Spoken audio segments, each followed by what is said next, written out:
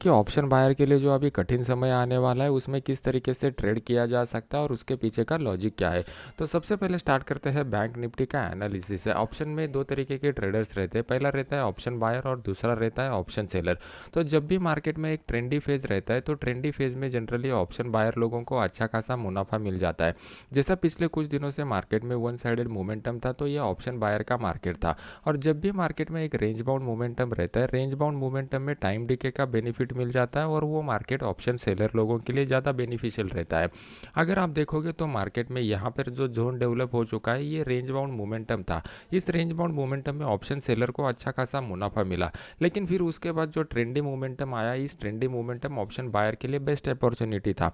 अभी फिलहाल अगर हम लोग देखेंगे तो प्राइस एक्शन के हिसाब से हमें इंडिकेट कर रहा है चार्ट की मार्केट में रेंज बाउंड मोमेंटम आने की प्रोबेबिलिटी ज़्यादा है। अभी कैसा है, इसके पीछे का लॉजिक क्या है, इसको समझने की कोशिश करते हैं। तो सबसे पहले हम लोग क्या करेंगे, डेली चार्ट का एनालिसिस करेंगे। अभी डेली चार्ट के ऊपर आपको क्लियर कट दिख रहा है कि मार्केट जो था एक डाउन साइड मोमेंटम बता रहा था। और इस डाउनसाइड के मोमेंटम में यहाँ पे हम लोगों के लिए एक सपोर्ट का जोन निकल के आ रहा है। ये सपोर्ट का जोन मार्केट ने पहली बार टेस्ट किया हुआ है। अगर मार्केट कौन से भी सपोर्ट लेवल के करीब आता है उसको अगर एक बाउंस बैक देना है, वी शेप रिकवरी देना है तो वो इमीडिएट दे देता है। मार्केट अगर यहाँ पर आता है सपोर्ट लेवल पर और यहाँ पर टाइम स्पेंड करता है तो इसका मतलब ये होता है कि उसके रिकवरी के चांसेस जो है वो कम हो जाते हैं और हाई प्रोबेबिलिटी बन जाती है कि मार्केट उसी मोमेंटम को कंटिन्यू कर सकता है। तो यहाँ पे मार्केट कितना टाइम स्पेंड करेगा इसके ऊपर डिपेंड रहता है कि आने वाला मोमेंटम कितना फास्ट रहेगा। अगर यहाँ से इमीडिएटली मार्केट डाउन साइड का ब्रेकआउट दिखाता है तो फिर नीचे वाले लेवल पर मार्केट ज़्यादा टाइम सस्टेन नहीं हो सकता, तो फिर यहाँ पे जाके मार्केट रेंज बाउंड हो जाएगा, तो वो हमारे लिए बेनिफिशियल नहीं रहेगा। मार्केट अगर इसी लेवल के करीब आता है और इसी लेवल के करीब टाइम स्पेंड करता है तो वो हमारे लिए सबसे बेस्ट अपॉर्चुनिटी रहेगा।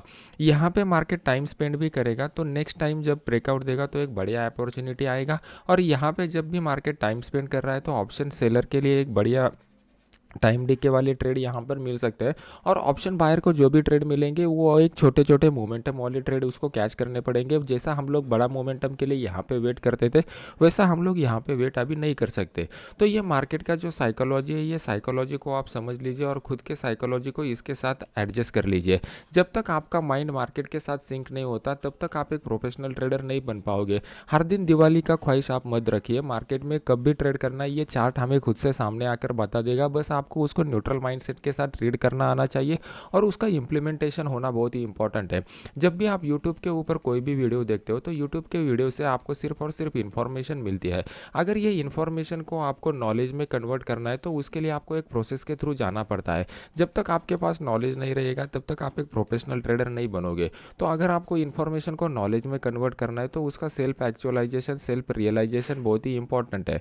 मतलब जब तक आप उसके खुद के ट्रेडिंग में इंप्लीमेंट नहीं करते वो आपके लिए नॉलेज नहीं बन जाता, वो सिर्फ और सिर्फ इन्फॉर्मेशन बना रहता है। बहुत सारे लोग बोलते हैं कि मैंने बहुत क्लासेस कर लिए, बहुत कोर्सेज कर लिए, बहुत बुक्स पढ़ लिए, फिर भी मैं एक प्रोफेशनल ट्रेडर नहीं बन रहा हूँ। तो उनका जो मिसिंग लिंक है, ये मिसिंग लिंक यहाँ पर है। आप लोग जब तक इस नॉलेज का सेल्फ रियलाइजेशन नहीं करोगे तब तक आप एक प्रोफेशनल ट्रेडर नहीं बन पाओगे। अभी डेली चार्ट के एनालिसिस से हम लोगों को ये बात क्लियर हो गई कि मार्केट में आने वाले दिन में मार्केट में बड़ा मोमेंटम नहीं होगा, छोटे छोटे मोमेंटम को हमको कैच करना पड़ेगा।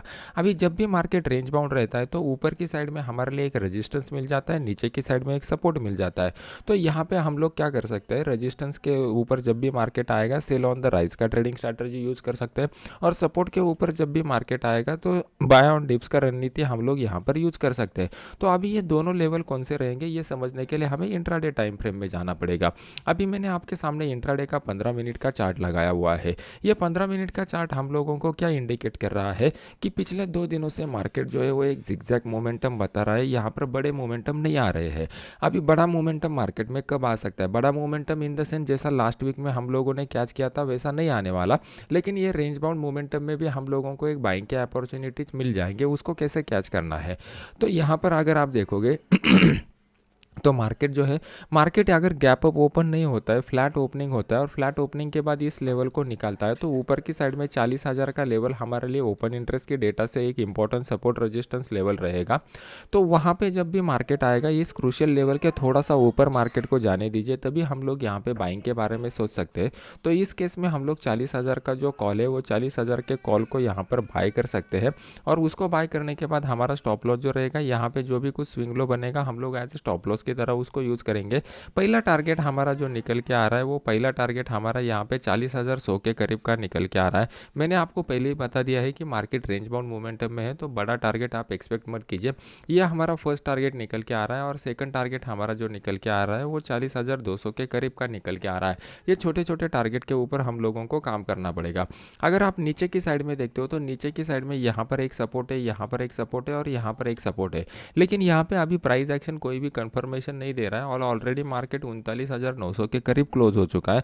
तो नीचे के साइड के लिए हमें वेट एंड वॉच के मोड में रहना पड़ेगा। जैसे ही कुछ अच्छा अपॉर्चुनिटी मिलेगा और ओपन इंटरेस्ट का डेटा उसका कंफर्मेशन दे देगा, तो मैं अपने इस फ्री वाले चैनल में अपडेट कर दूंगा, जिसका लिंक मैंने वीडियो के नीचे डिस्क्रिप्शन बॉक्स में डाला हुआ है। अभी देख लेते हैं कि निफ्टी में किस तरीके का सिनेरियो डेवलप हो चुका है और हमें कौन से लेवल के ऊपर बेस्ट ट्रेडिंग अपॉर्चुनिटी मिलेगा।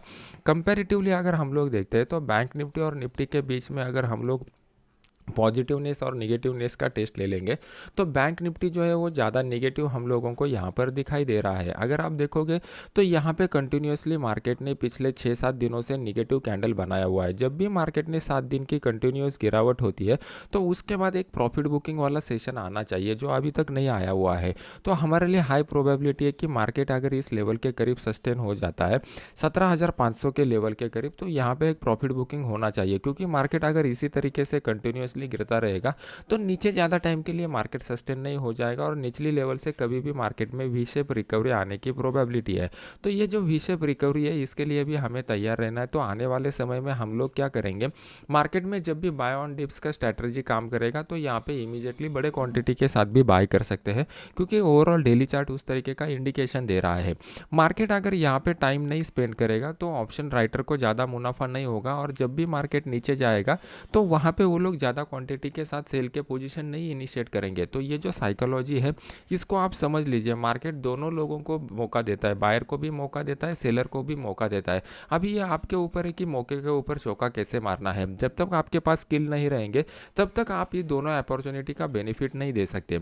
यहाँ पर जो अभी आपको फिलहाल के लिए प्राइस एक्शन इंडिकेट कर रहा है, उसको समझने की कोशिश कीजिए। जनरली आप क्या करते हो, प्राइस एक्शन का यूज करके अपॉर्चुनिटी ढूंढने की कोशिश करते हो। ये सबसे गलत बात है ट्रेडिंग में। अगर आपको एक प्रोफेशनल ट्रेडर बनना है, तो आपको अपॉर्चुनिटी को नहीं ढूंढना है, अपॉर्चुनिटी को मजबूर करना है आपको ढूंढने के लिए। यहाँ पे एक कंप्लीटली 180 डिग्री शिफ्ट होना चाहिए आपके थॉट प्रोसेस में, तभी जाके आप एक प्रोफेशनल ट्रेडर बन पाओगे। जब तक आप अपॉर्चुनिटी के पीछे भागोगे मार्केट में, तब तक अपॉर्चुनिटी आपसे आगे भागते रहेगा। जब तक आप एक न्यूट्रल माइंडसेट के साथ स्टेबल नहीं हो जाते, तब तक आपके लिए अपॉर्चुनिटी काम नहीं करेगा। तो यहाँ पर हम लोगों को क्लियर कट इंडिकेशन मिल रहा है कि मार्केट को यहाँ पे टाइम स्पेंड करना चाहिए, तभी बेस्ट अपॉर्चुनिटी मार्केट देगा। तो हम लोग वो माइंडसेट के लिए तैयार रहेंगे। अभी बेस्ट अपॉर्चुनिटी कहाँ पे मिलेगा, इसको समझने के लिए 15 मिनट चार्ट के ऊपर हम लोग चले जाते हैं। अभी आपके सामने मैंने 15 मिनट का चार्ट लगाया हुआ है। 15 मिनट का चार्ट हमें क्या इंडिकेट कर रहा है कि मार्केट में एक कंटिन्यूस वन साइडेड का मोमेंटम हो गया, फिर उसके बाद मार्केट में क्लोजिंग के टाइम पे एक रेंज बाउंड मोमेंटम हो गया। तो हम लोगों ने जो भी प्राइस एक्शन सीखा था, प्राइस एक्शन में मैंने आपको एक कंसेप्ट बताया हुआ था चार्ट पैटर्न का। चार्ट पैटर्न के कंसेप्ट में 2 टाइप के चार्ट पैटर्न आते हैं।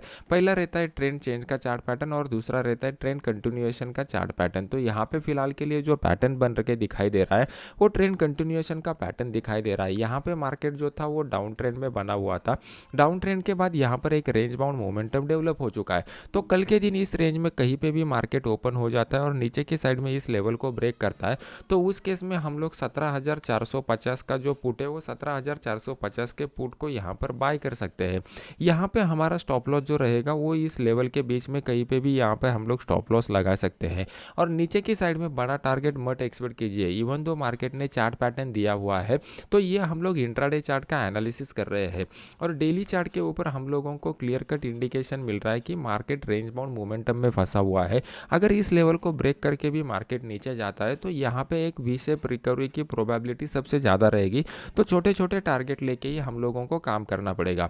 अभी मार्केट ऊपर कब जा सकता है, यहाँ पर हम लोगों को जो रेंज बाउंड सिनेरियो डेवलप होता हुआ दिखाई दे रहा है 17,480 के करीब, तो यहाँ पे और टाइम मार्केट को कंसोलिडेट करना चाहिए। और कंसोलिडेट करने के इमीडिएट बाद ब्रेकआउट भी मिलेगा तो हम लोग बाय नहीं करेंगे। क्यों बाय नहीं करेंगे? क्योंकि ऊपर की साइड में 17,500 का जो लेवल है वो ओपन इंटरेस्ट के डेटा के हिसाब से बहुत ही क्रूशियल लेवल है। मार्केट को यहाँ पे 17,500 के ऊपर ही सस्टेन होना चाहिए, तभी जाके हम लोग बाइंग के बारे में सोच सकते हैं। अदरवाइज आप बाइंग के बारे में नहीं सोच सकते। ये ओपन इंटरेस्ट के डेटा को कैसे रीड करना है, इसका अगर आपको मेरा फ्री कोर्स करना है तो उसके डिटेल्स मैंने टेलीग्राम चैनल के ऊपर दिए हुए हैं, वहाँ पे जाके आप क्रॉस चेक करके देख सकते हो। अभी हमारे लिए इंपॉर्टेंट बात क्या है कि मार्केट अगर बड़े गैप अप या गैप डाउन के साथ खुलता है तो क्या करना है। बड़े गैप अप गैप डाउन के साथ खुलेगा तो हम लोगों को कुछ नहीं करना है, शांति से वेट एंड वॉच की मोड में रहना है।